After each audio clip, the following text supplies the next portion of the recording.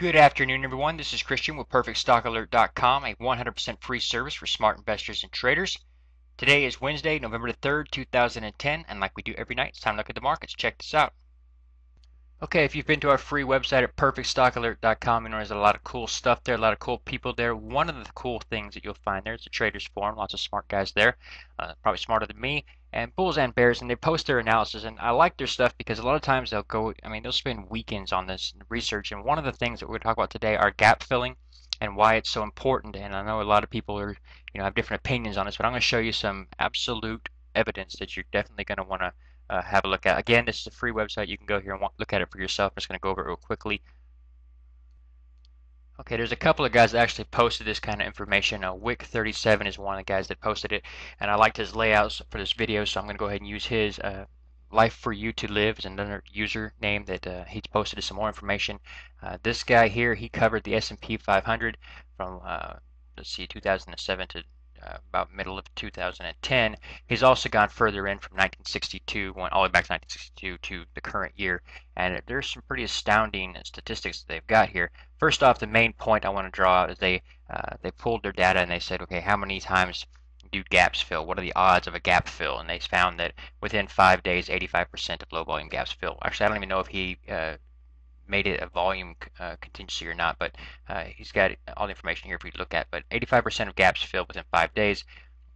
15 days he had 91%, 25 days he had 92%, so forth and so on. The main thing I want to draw out here today is that over 100 days, 97% of gaps filled. That's a lot. That's a high threshold. And remember, they're talking about one gap. Okay, what I'm talking about in today's analysis, I'm going to talk about 10. So we're just talking about one right here, and just having one on the chart has a 97% accuracy for filling. Okay.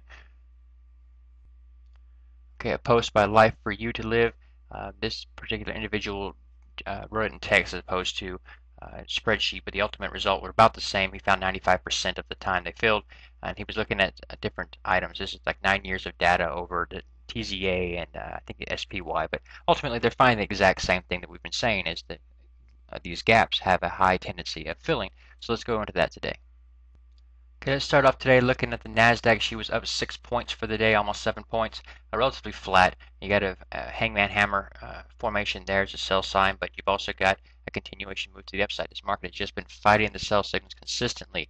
That doesn't change the fact that it's not a good buy. Remember that, okay? A lot of guys are looking at price activity. If it goes up, they think you should be a bull. If it goes down, they think you should be a bear. I disagree with it. I think you should analyze it for quality. And when you have the stats that we just showed you, that's empirical evidence where you've got one gap, it's got a 97% chance of filling within 100 days, that's a pretty substantial bit of information that you definitely want to pay attention to. More importantly, from my perspective, one gap is one thing, and I would never bet on a single gap or ignore other signals because of a gap. That's never a reason to make a trade, but it definitely stacks the odds in favor of you as an added bonus. So we have the overbought condition of the slow start right here above the 80 line. We have the RSIs pushing to 75. Anything at 70 or higher is extremely overbought. From that standpoint, you've got your low point here. You're extremely overextended from that point. You've got low volume rallies, so forth and so on. So all of that is in play already, as well as the sell signals of the shooting star formation and so forth and so on, before we ever consider gaps. But you have to consider gaps. So when you've got one there, you know, like that data just pointed out, 97% of the time it's going to fill within 100 days. Okay, well, in this case here, you've got 1, 2, 3, 4, 5, 6, 7, 8, 9, 10 counting this one. Okay, so that would tell you that in 100 days from this point right here, or this point right here, it's probably better than 100 days, you would expect out of these 10, 9 of them to fill. Okay, because you had 97% of the time. All right, so that's the kind of potential you're looking at there is very large. Whenever you see a rally like this with so many gaps like that, it's the same thing I pointed out back before the last flash crash. It's not proper. It's not sustainable. It's going to fall.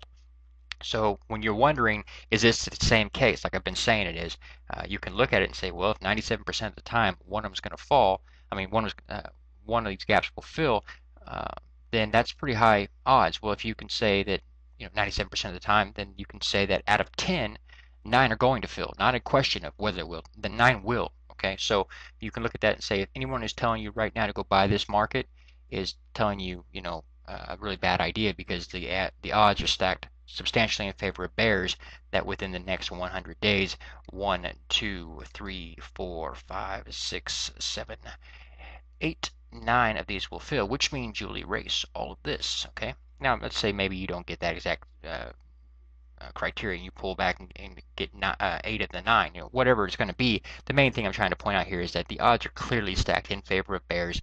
Obviously, if you don't have the guts for that kind of thing, I understand that. Maybe you want to tighten your stop, whatever you want to do, but I would not be a buyer of this market in any way, shape, or form. And now that the news is out from the Fed, this is what I say to that.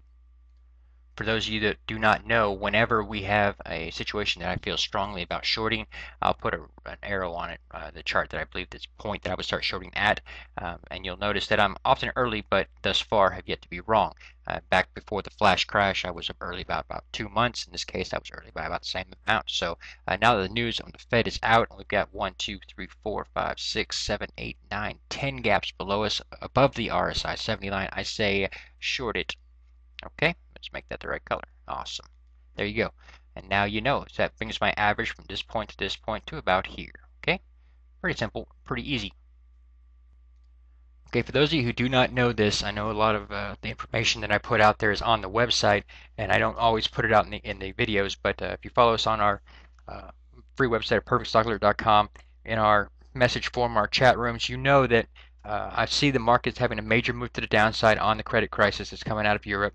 I think it's just another part of the overall global credit crisis. But I believe that that sell-off is going to be a buying opportunity for quality. I think it's very important people understand that you're going to get a massive sell-off. I get that, and I want to profit from that. But at the same time, I see the bottom there as being a great buying opportunity for quality.